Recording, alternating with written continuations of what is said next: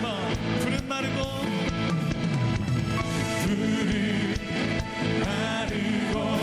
꽃을 시들한 주의 말씀은 영원해. 푸른 마르고 꽃을 시들한 주의 말씀은 영원해. 주의 말씀을 믿는 자 그의 구원을 얻으리. 주의 말씀을 행하는 자 그의 능력을 보게 되리라. 아멘. 주의 말씀은 영원해. 주의 말씀은 영원해. 주의 말씀은 영원해.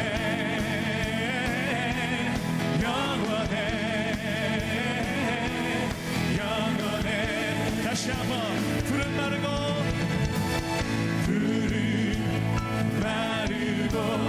꽃이 시들한 주의 말씀은 영원해.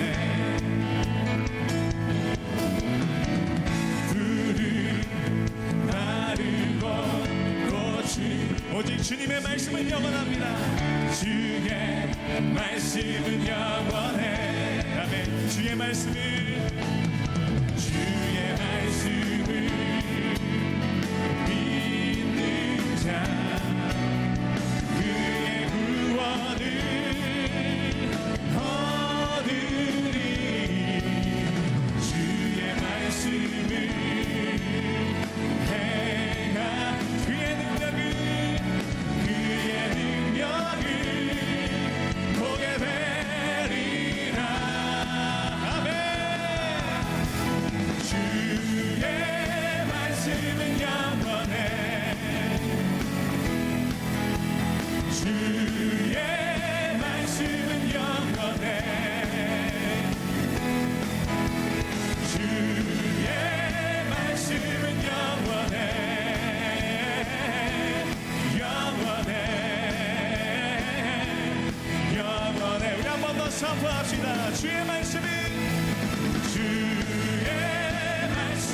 영원해. 아멘. 주의 말씀은 영원해. 주의 말씀은 영원해.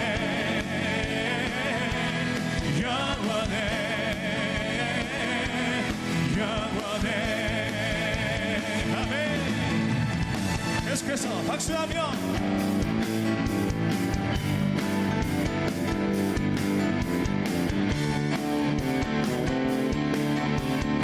그렇게 찬양합시다. 믿음 따라 걸음 따라 말씀 따라 주님만 따르리. 믿음 따라 걸음 따라 말씀 따라 주님만 따르리. 나의 가는 길 믿음 따라갈 때 내가 따라서도 겁없네. 또 내 입술에 기도 믿음의 선포. 주님 날 위하시면 누가 날 대적하리. 믿음 따라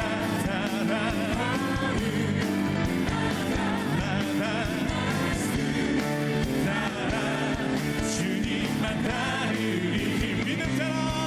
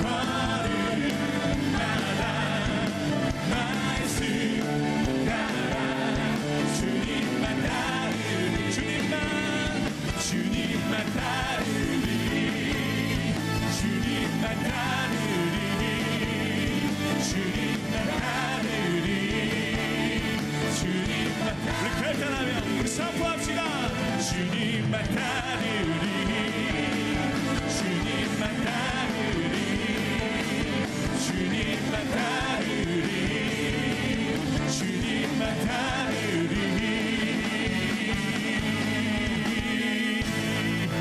할렐루야 우리에게 능력으로 믿음으로 함께 하시는 주님의 이름을 찬양합니다. 아멘.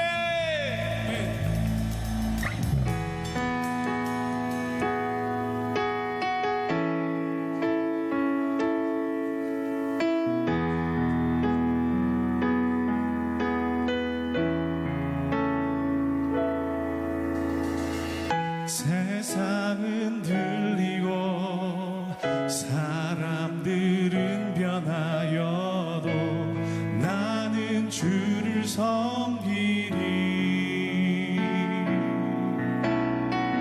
주님의 사랑은 영원히 변하지 않네 나는 주를 신뢰해. 다시 한번 세상은 들리고 세상은 들리고 사람들은 변하여도 나는 주를 섬기리 주님의 사랑은 영원히 변하지 않네 나는 주를 신뢰해. 오직 믿음으로 오직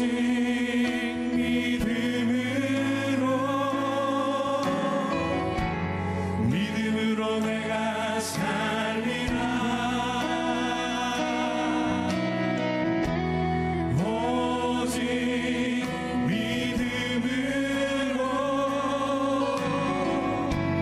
믿음으로 내가 살리라. 다시 한번 고백합시다. 세상은 들리고 세상은 들리고 사람들 주변하여 나는 주를 섬기리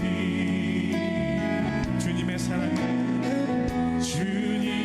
사랑은 영원히 변하지 않네 나는 주를 신비. 함께 목소리 높여 믿음은 들리고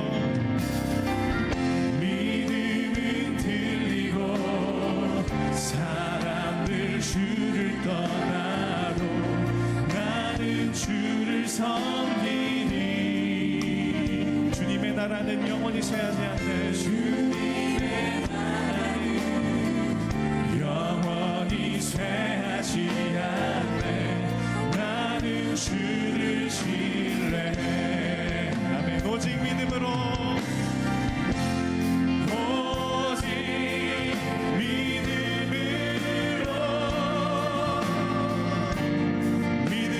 내가 살리라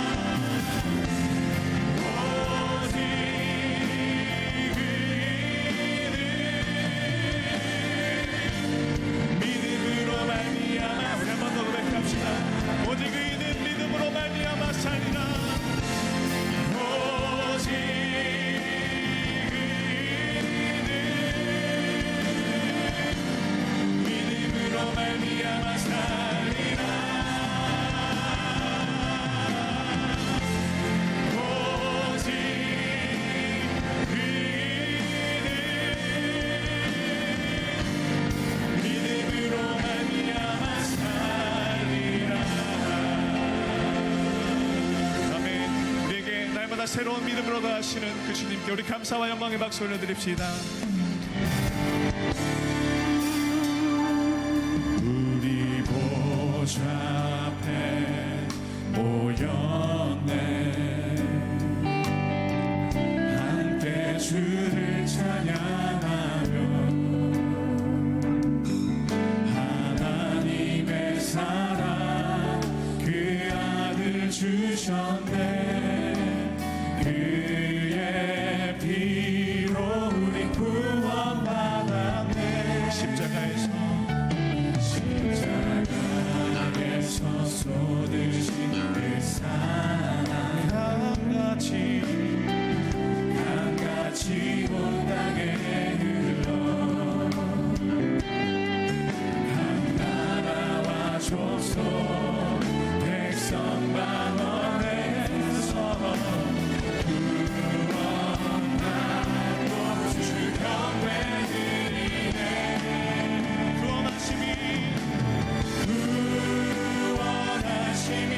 보좌에 앉으신 우리 하나님과 어린 양의 인도가 구원하심이 보좌에 앉으신 우리 하나님과 어린 양의 인도가 보좌에 앉으신 그 어린 양 예수님의 이름을 찬양합니다. 그 어린 양 예수 나 무릎 꿇고서 주 경배하리라. 찬송과 주님 모든 영광과 능력을 받으옵소서. 영광과 능력을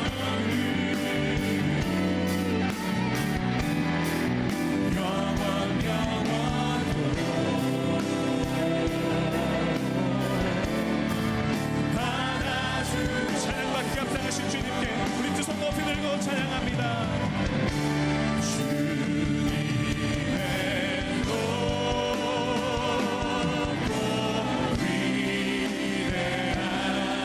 위대하시는 내 영혼이 찬양합니다.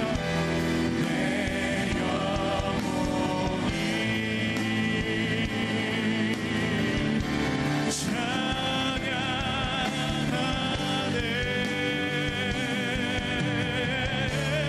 주님의 높고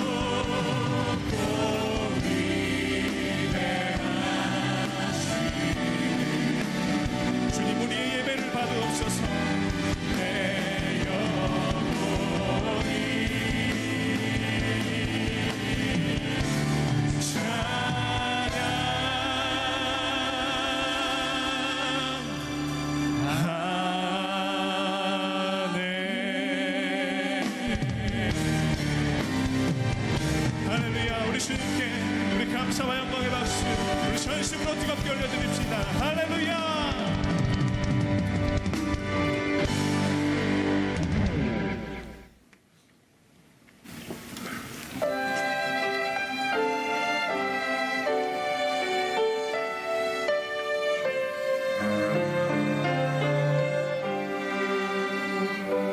주의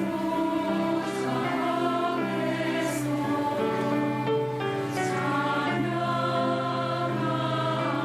찬양하네.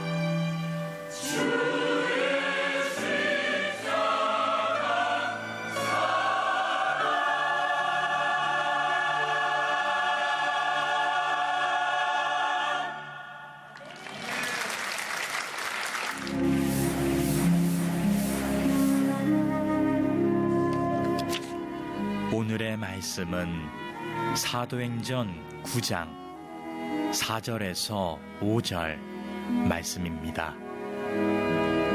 땅에 엎드러져 들음에 소리가 있어 이르시되 사울아 사울아 내가 어찌하여 나를 박해하느냐 하시거늘 대답하되 주여 누구시니이까 이르시되 나는 내가 박해하는 예수라. 아멘.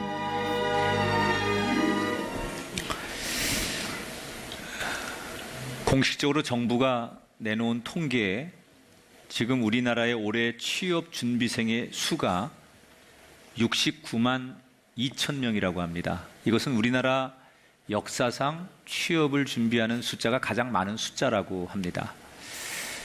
아마 많은 젊은이들이 지금도 취업을 위해서 학교나 도서관에서 또는 어딘가에서 세상의 문을 두드리고 있습니다.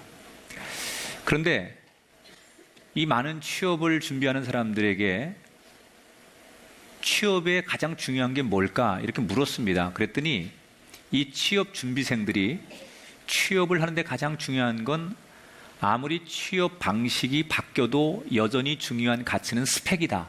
이렇게 대답을 했습니다. 어학 능력이라든지 학교의 학점이라든지 인턴 이런 것들의 스펙이 결국은 자기들이 어느 회사에 뽑히고 안 뽑히고의 기준이 된다. 이 준비하는 학생들이 이런 대답을 했습니다. 그런데 문제는 뽑는 회사의 인사 담당자들은 다른 얘기를 합니다.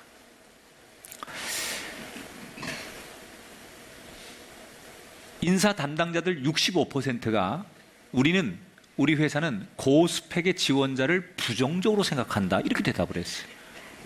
취업을 준비하는 학생들은 스펙이 중요하다. 이렇게 대답을 하고 준비를 하는데 정작 사람을 뽑는 책임자들은 고스펙 지원자를 우리는 좀 부정적으로 생각한다.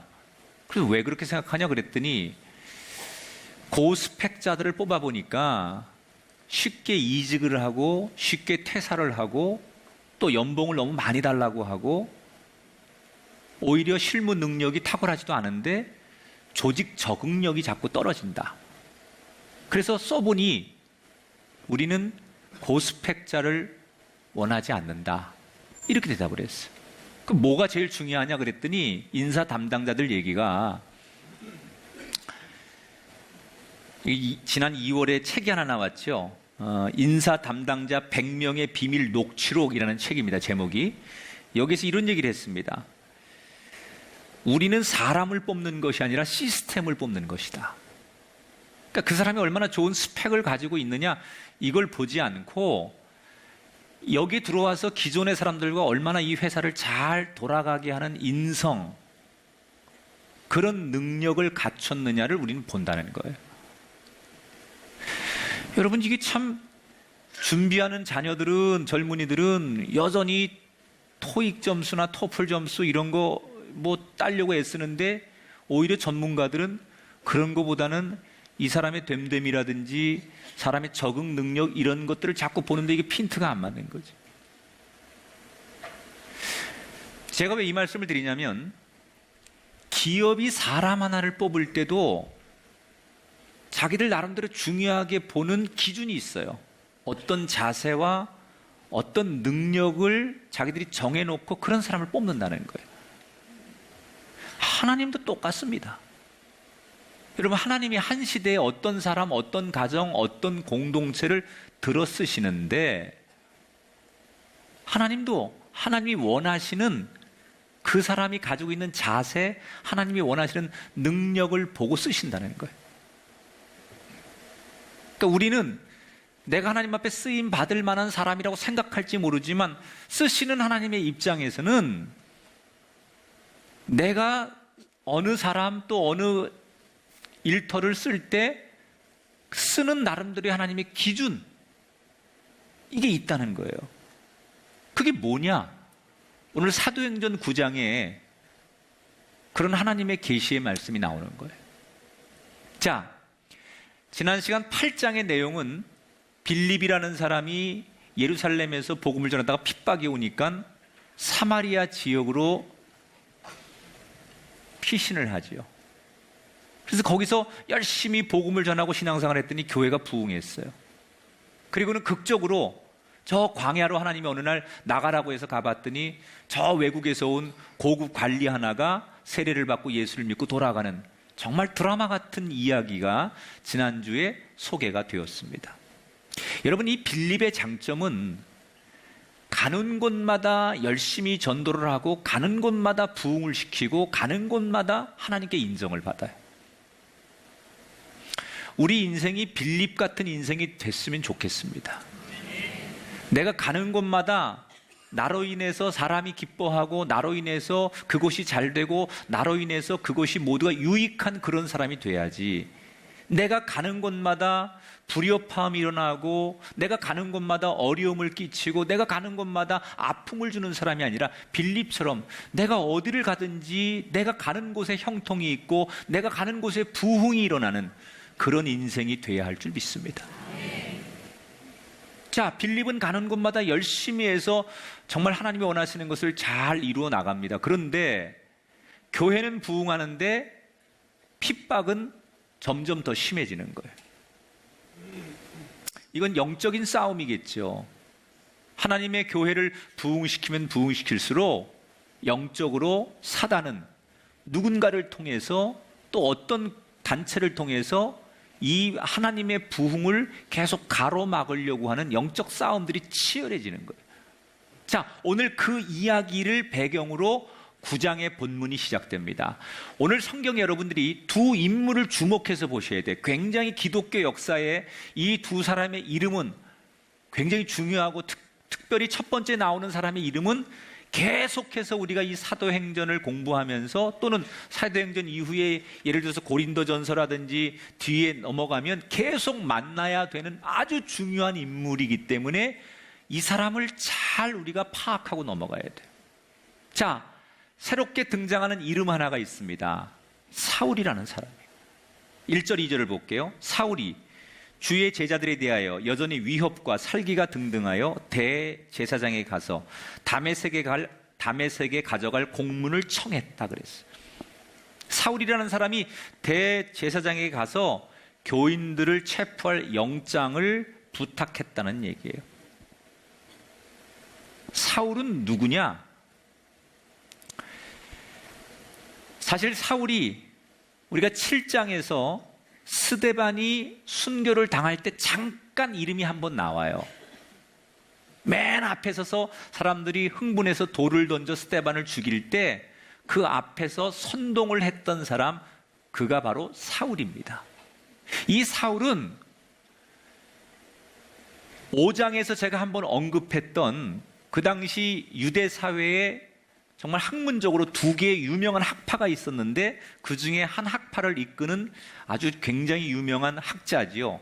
가말리엘이라고 하는 문화의 제자입니다. 가말리엘이라고 하는 대선생의 제자예요. 그가 공부하는 것은 율법. 그래서 율법을 전공하고 대스승 밑에서 평생 율법을 배우는 가말리엘의 제자였죠. 그런데 선생님인 가말리엘은 똑같은 율법을 연구해도 사람이 좀 이렇게 폭넓게 관용적이고 이 율법을 잘 사람들에게 필요하게 적용하려고 노력하는 스승인데 비해서 그의 제자였던 사울은 굉장히 성격이 급진적인 사람이었어요. 그래서 문자 그대로를 믿고 아주 과격한 행동을 하는 그런 사람입니다. 그래서 선생님의 성품과는 좀 다른 성품을 가진 사람이 사울이죠. 이런 사울에게 율법을 공부하면 공부할수록 성전을 부정하는 기독교인들은 반드시 없어져야 된다라는 생각을 신념으로 갖게 됩니다. 그래서 기독교인들을 이 땅에서 뿌리 뽑아야 된다. 이게 내 사명이다. 라는 생각을 언젠가부터 사울이 스스로 갖기 시작해요. 그래서 아까 말씀드린 대로 사도행전 7장에 스데반을 돌로 쳐 죽일 때 그때 사람들을 선동하는 데 앞장서죠.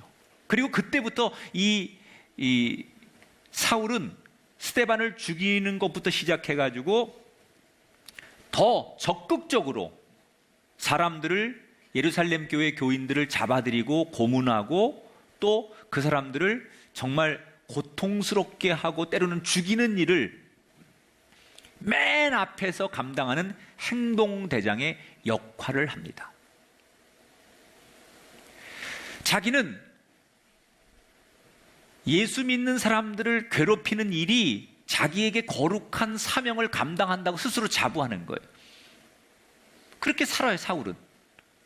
여러분, 사람이 주관적인 신념을 갖는 게 중요하긴 하지만 내 신념이 옳은지 잘못됐는지를 검증할 수 있는 객관성을 늘 가져야 돼요. 자기의 신념과 자기의 생각만이 옳다고 주장해서 객관화하지 않으면 이 사울처럼 정말 너무나 어처구니 없는 잘못된 인생의 결과를 낳게 되죠.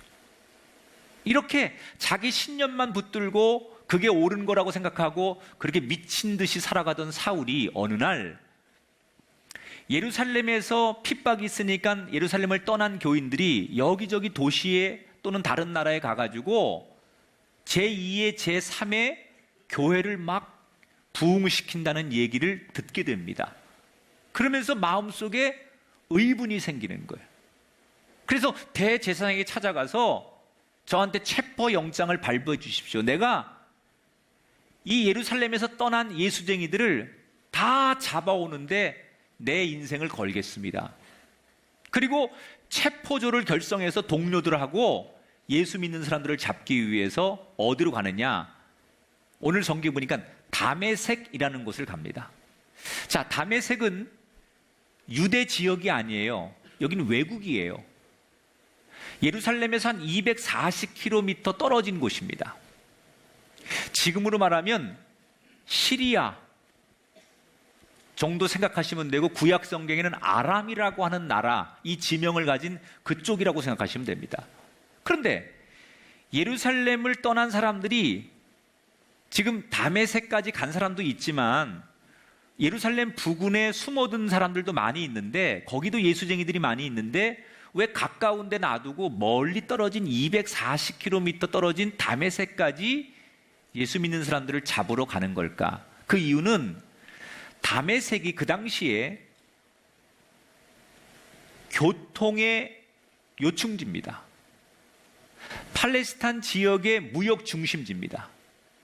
이곳은 유럽으로 통하는 관문이기도 하고 그리고 전 세계로 나가는 아주 교통과 상업의 발달 지역이기 때문에 여기에 있는 교인들을 그냥 내버려 두면 이 사람들을 통해서 외국으로 급격하게 예수쟁이들의 그 교회가 막 세워질 것이고 예수가 소개되는 것이 사울의 입장에서는 전략적으로 안 된다고 생각한 거예요. 그래서 다른 가까운 데 놔두고 우선 다메섹에 있는 사람들부터 어떻게 정리를 해야 되겠다고 생각해서 멀리 다메섹까지 예수 믿는 사람들을 체포하러 가는 거예요. 가면서 이 사울은 신이 나는 거예요.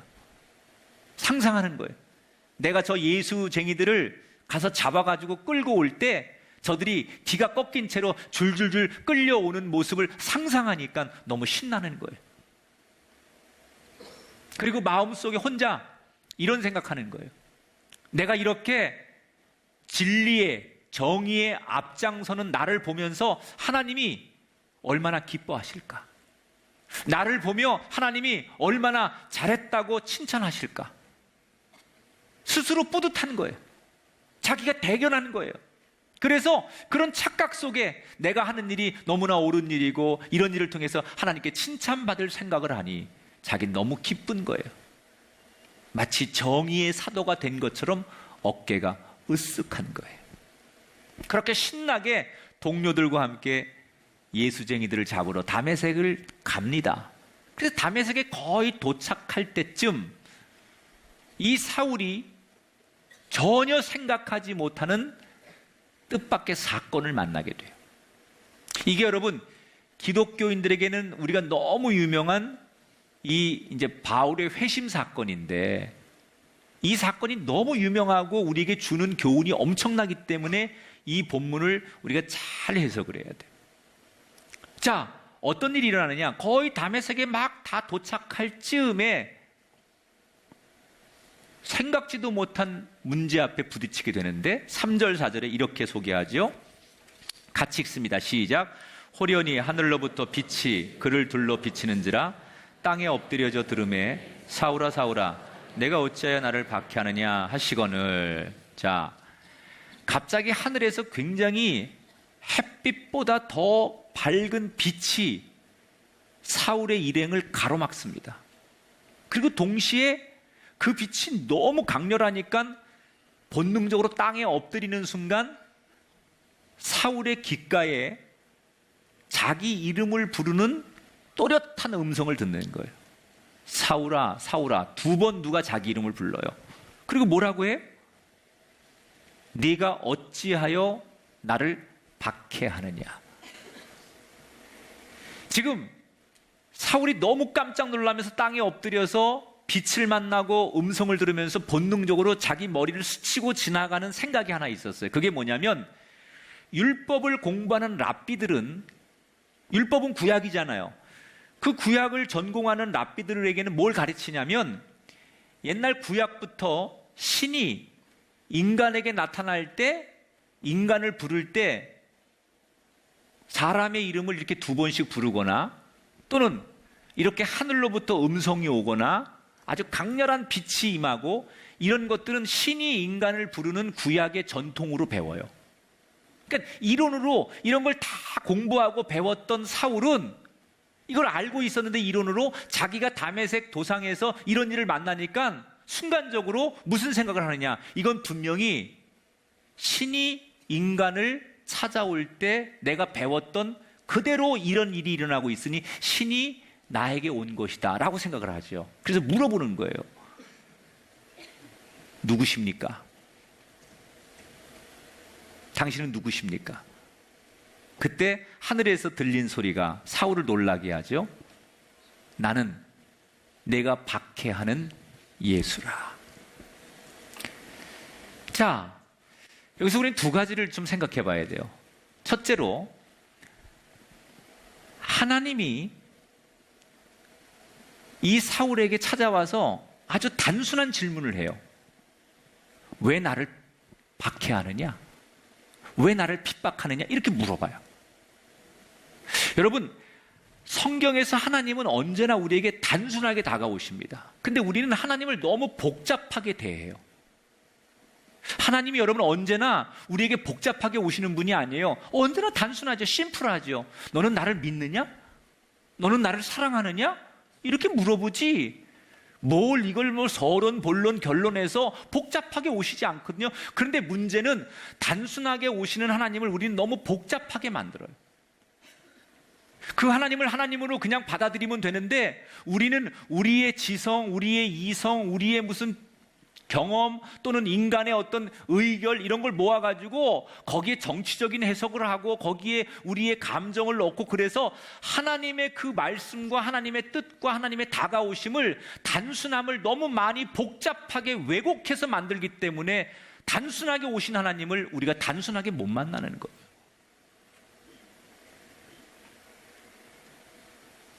너는 왜 나를 박해하느냐? 얼마나 심플한 질문이에요. 여러분 그냥 하나님을 나의 아버지로 받아들이십시오. 예수 그리스도를 나의 구주로 받아들이십시오. 신앙은 아주 단순함으로부터 진리를 얻는 거지 이게 철학적이고 궤변적이고 그런 게 아니거든. 신앙은 하나님 자체가 우리에게 단순하게 다가오시는 거예요. 또 하나 저는 여기서 참 제가 전율을 느꼈던 것은 지금 하나님이 사울아 사울아 이름을 2번 부르셨어요. 정확하게 사울이 누군지를 알고 계셨다는 거예요. 사울의 이름을 불렀다는 것은 사울을 알고 계셨다는 거예요. 우리는 살아가면서 늘 이런 열등감 속에 살아요. 하나님이 나 같은 사람을 기억하실까? 그 많은 교인들 가운데 나는 하나님 앞에 별로 내가 예배 생활이나 믿음 생활이나 또는 하나님을 기쁘시게 할 만한 그런 삶을 살지 못했고, 내가 개인의 삶으로 돌아가면 하나님 앞에 내가 지은 죄가 너무 많고, 나는 아마도 하나님이 기억 못 하실 거야. 아니, 기억하신다 할지라도 나를 곱지 않은 눈으로 부정적인 사람으로 기억하실 거야. 이렇게 우리는 생각해요. 아마 사울은 하나님이 자기를 기억하고 알아준다는 걸 생각 못했을 수도 있어요. 그런데 정확하게 사울의 이름을 알고 사울을 불러주셨어요. 여러분, 하나님은 오늘 여러분을 아십니다. 사람들은 나를 모릅니다. 세상은 나를 모릅니다. 특히 힘없고 소외당하고 능력 없는 우리를 사람들은 알아보지 못합니다. 그런데 하나님은 내가 어느 곳에 있든지 어떤 인생을 살든지 어떻게 살아왔든지 간에 내 이름을 아시고 나를 부르시고 나에게 다가오시는 분이 하나님이라는 거예요. 세상에서 여러분들을 알아주지 않는다고 해서 하나님도 나를 기억하지 못할 거라고 생각하지 말라는 거예요. 하나님은 내 이름을 아시는 분이에요. 우리가 즐겨 부르는 찬양 가운데 나를 지으신 주님 내 안에 계셔, 처음부터 내 삶은 그의 손에 있었죠. 그는 내 아버지, 난 그의 소유, 내가 어딜 가든지 날 떠나지 않죠. 후렴의 가사가 이거예요. 내 이름 아시죠? 하나님 내 이름 아시죠? 내 모든 생각도, 그래서 내가 흐르는 눈물도 닦아주시죠. 하나님은 여러분을 알고 있습니다. 모를 것 같은데 하나님이 과연 나 같은 사람 아실까? 하나님이 정말 나 같은 사람을 기억해 주실까? 나는 하나님 앞에 기억될 만한 인생을 살지 못한 사람인데 나 같은 인생을 하나님이 정말 아실까? 근데 사울 같은 사람의 이름도 아시는 거 보니 내 이름을 아신다는 그 말은 거짓이 아니에요. 우리 한번 이 찬양 고백해 볼게요. 나를 지으신 주님,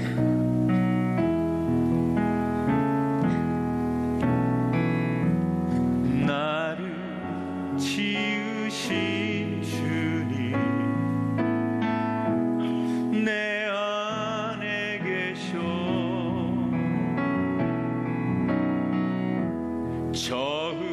처음부터 내 삶은 그의 손에 있었죠.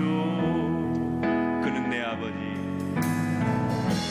그는 내 아버지, 난 그의 소유, 내가 어딜 가든지 내가 어딜 가든지 날 떠나지 않죠. 내 이름 아시죠? 내 이름 아시죠? 내 모든 생각도 내 흐르는 눈물 그가 닦아주셨죠. 내 이름 아시죠? 내 이름 아시죠? 내 모든 생각도 아바라 부를 때 아바라 부를 때 그가 들으시죠. 아멘. 여러분 확신하십시오. 내 이름을 잊지 않고 내 이름을 기억하시고 내 이름을 불러주신다는 것, 그것만으로도 우리가 얼마나 행복한 사람인지.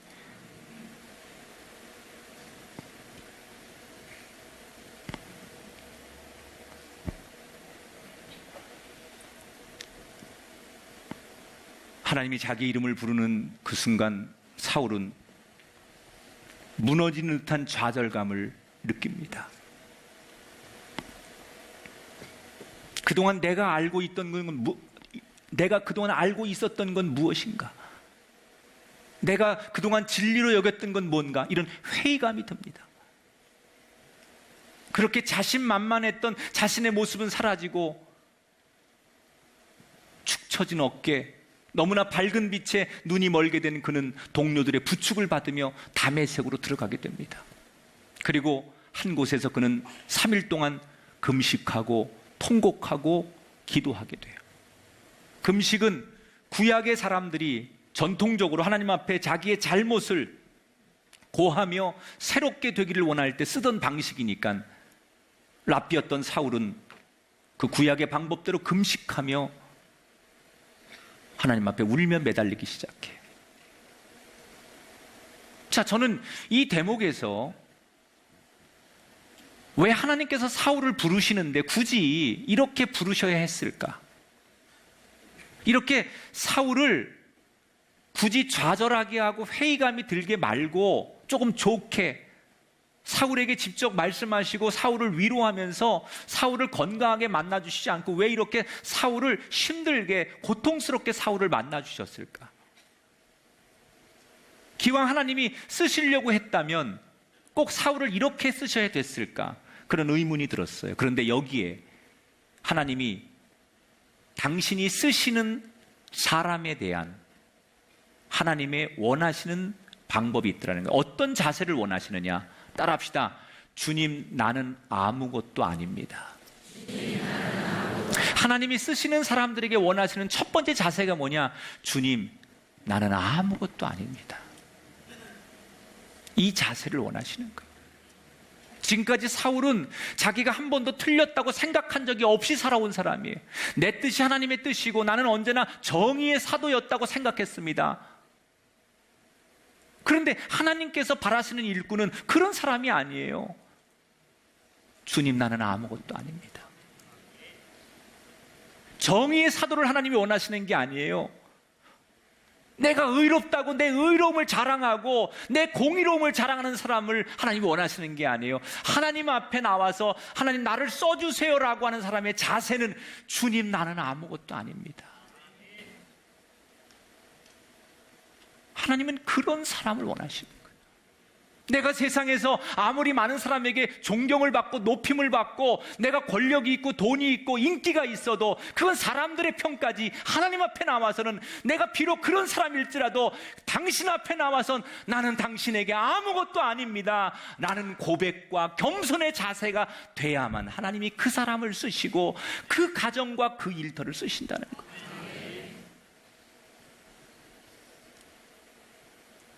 이게 왜 중요하냐? 오랜 시간이 지난 다음에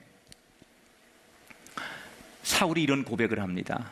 고린도후서 12장 9절에 보니까 나의 여러 약한 것들에 대하여 자랑하리니 이는 그리스도의 능력이 내게 머물게 하려 함이라. 그리스도의 능력이 누구에게 머문다고요? 자기 강함을 자랑하는 사람에게 나타나지 않아요. I am strong. 나는 강해. 난 두려움이 없어. 나한텐 불가능이 없어. 나는 도전적이고 진취적이고 나는 해낼 수 있어. 이렇게 강함을, 의로움을 드러내는 사람에게 그리스도의 능력이 나타나는 게 아니라는 거예요. 약한 자에게 주님, 나는 아무것도 아닙니다. 주님, 나는 너무나 부족합니다. 주님, 내 손으로 할 게 없습니다. 주님, 나는 당신의 도움 아니면 살아갈 수 없는 사람입니다. 당신의 자비와 당신의 긍휼이 아니면 나는 살아갈 이유가 없는 사람입니다 라고 자신을 낮추고 하나님 앞에 연약한 자가 될 때 그때 그 사람에게, 그 인생에게 하나님의 능력이 머물게 되더라는 거예요. 근데 우리는 세상의 의로움과 세상의 자랑을 가지고 주님 앞에 나와요. 그리고 여전히 하나님 앞에도 나는 강한 자라고 자기를 자랑해요. 예배는 뭡니까? 한없이 나를 낮추는 곳이 예배입니다. 교회는 하나님 앞에 나를 언제나 죄인의 모습으로 나타내는 게 교회입니다. 그런데 우리가 하나님 앞에 예배자가 되면서도 세상의 그 신분과 세상의 그 조건 그대로 가지고 나와서 나는 하나님 앞에 강한 자라고 자기를 드러내고 자기를 알아달라고 말하니 하나님의 능력이 그에게 나타날 수 있겠냐는 거예요. 하나님이 원하시는 건 강한 자가 예배하는 걸 원하시는 게 아니라 나는 아무것도 아니라고 하는 연약한 자의 고백 속에 예배하기를 원하신다는 거예요. 사울에게 이렇게 나타나신 하나님이 동시에 또 다른 한 사람에게 나타나죠. 오늘 두 사람을 주목해 보자고 그랬죠. 한 사람 누구냐? 다메섹이라는 마을 안에 있는 아나니아라는 사람이에요. 10절에 보니까 이 사람을 사람들은 제자라고 불러요. 주님의 제자라고. 왜 제자라고 불렀을까? 평신도들 가운데 이런 사람이 있잖아요. 저 장로님은 정말 내가 고개가 숙여져. 저 집사님, 권사님은 진짜 내가 존경해. 어쩌면 저렇게 겸손하고 어쩌면 저렇게 저분은 바를까. 이런 분이 있어요, 우리 안에. 그런 것처럼 아나니아는 그 당시에 동료들에게 굉장히 신앙적으로 모범이 되고 나름대로 인정을 받던 훌륭한 지도자예요. 그런데 이 훌륭한 아나니아라는 사람에게 하나님이 사울에게 나타남과 동시에 이 아나니아에게 동시에 나타나서 환상 가운데 무슨 명령을 하시느냐? 10절 11절 일어나 직가로 하는 거리로 가서 유다의 집에서 5사람 사울이라는 사람을 찾으라. 그가 기도하는 중이니라. 사울에게 가라는 거예요. 그리고 그를 위해서 기도해 주라는 거예요. 그때 아나니아가 하나님의 이 환상의 명령을 듣고 머릿속이 하얘집니다. 왜? 이 사울이 누군지 알거든요. 얼마나 두려운 존재고 얼마나 무서운 존재고 기독교인들에게는 얼마나 이 사람이 잔인한 사람인지 알거든요. 그래서 아나니아가 하나님, 내가 어떻게 그 사람한테 갑니까? 전 못 갑니다. 그 사람이 얼마나 잔인한 사람이고 그 사람이 얼마나 완악한 사람인데 내가 가서 뭘 그 사람을 설득하며 내가 무슨 사랑을 절하고 무슨 내가 그 사람한테 복음을 전할 수 있습니까? 나는 못합니다. 그랬더니 하나님께서 15절에 보니까 이렇게 답변하시죠. 가라. 이 사람은 내 이름을 이방인과 임금들과 이스라엘 자손들에게 전하기 위하여 택한 나의 그릇이라. 내가 계획해놨으니 너는 가라고 아주 냉정하게 말씀하시는 거예요. 하나님께서 그냥 아나니아에게 인정사정 없이 저는 그 사울이 두렵습니다. 저는 자신 없습니다. 그런 아나니아를 그냥 가라고 하나님이 다그치는 거예요. 지금 아나니아를 쓰시는 하나님이 우리에게 주는 두 번째 메시지, 하나님이 쓰시는 일꾼에게 원하는 자세가 뭐냐? 따라합시다. 두려움을 넘어서야 합니다. 여러분, 지금 아나니아가 사울에게 가는데 무서움과 두려움과 염려가 없이 가는 게 아니에요. 사울이 무서워요. 얼마나 잔혹한 사람인 줄 알아요. 그리고 자신이 없어요. 그런데도 불구하고 하나님은 그래도 가라는 거예요. 우리는 하나님의 일을 감당할 때 두려움이 없어야만, 평안해야만 하나님 앞에 온전히 예배하고 온전히 하나님의 일을 감당한다고 생각하는데, 하나님이 원하시는 건 평안할 때, 문제 없을 때 하나님의 일을 감당하는 걸 원하시는 게 아니라 우리의 삶에 염려와 근심과 어려움이 여전히 있지만 그 염려와 어려움 속에서도 하나님을 향하여 걸어가는 사람을 일꾼으로 부르신다는 거예요. 여러분, 자녀 문제, 경제적 문제, 육신의 문제 없는 사람이 어디 있습니까? 단 하루라도 여러분 진짜 평안하시고 문제 없는 인생을 살아본 적이 있으십니까? 우리 인생은, 소원은 단 하루라도 진짜 평안하게 살아보는 게 우리 인생일지 몰라도 우리는 크고 작은 이런 근심, 이런 염려, 이런 문제들을 늘 안고 사는 존재예요. 그런 염려 때문에, 그런 근심 때문에 내가 마음이 편치 않으니까 하나님 앞에 예배하는 것도, 하나님 뜻에 순종하는 것도 못하겠어. 그런 사람은 평생 하나님의 일꾼이 될 수 없다는 거예요. 어떤 사람이냐? 그 근심과 염려가 여전히 내 삶의 한복판에 나를 짓누르고 있지만 그럼에도 불구하고 하나님께서 보내시기 때문에 그 두려움을 넘어서서 가려고 하는 사람을 하나님은 쓰신다는 거예요. 하나님이 원하시는 건 이런 거겠지요.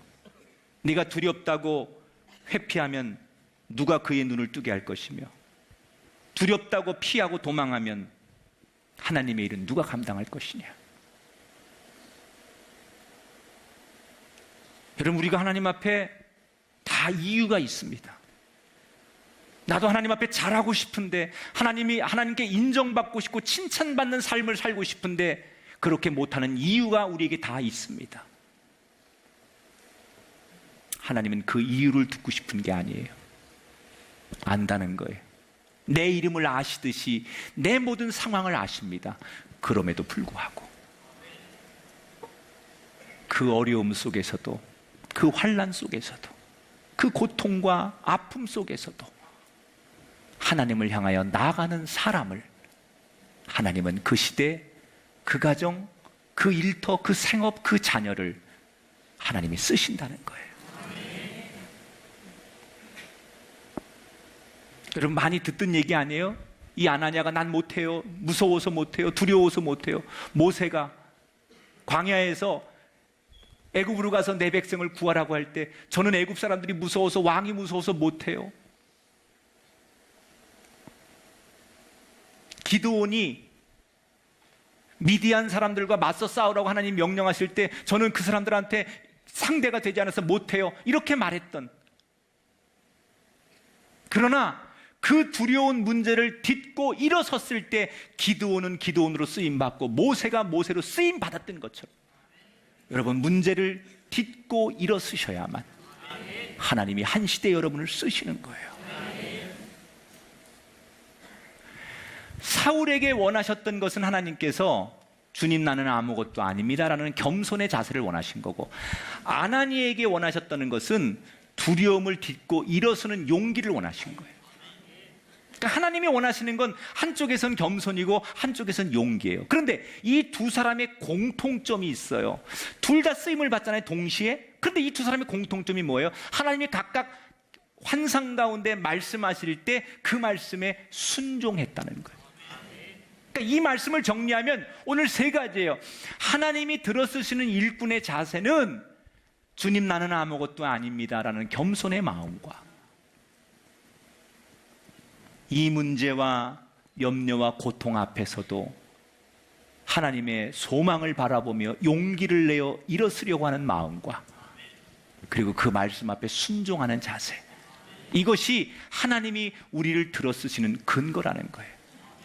따라합시다. 주님 나는 아무것도 아닙니다. 주님 내가 용기를 내겠습니다. 주님 순종하겠습니다. 할렐루야. 여러분, 우리가 한 시대를 사는 거예요. 긴 인생도 아니에요. 그 많은 사람 가운데 한 번은 하나님 앞에 내 사업이 됐든 내 자녀가 됐든 내가 됐든 쓰임 받아야 되지 않겠습니까? 하나님 손에 붙들려서 한 번은 멋있게 쓰임 받고, 한 번은 진짜 그 하나님이 마음껏 들어쓰시는 한 시대, 그런 가정, 그런 자녀, 그런 생업이 되길 원하십니까? 그렇다면 그 하나님이 들어쓰실 만한 그런 삶의 자세로 준비하십시오. 나를 바꾸십시오. 그래서 어느 곳에서든지 하나님이 한 번은 내 인생을 꼭 들어쓰실 수 있는 삶의 주인공들이 바로 여러분이 되시기를 주의 이름으로 축원합니다.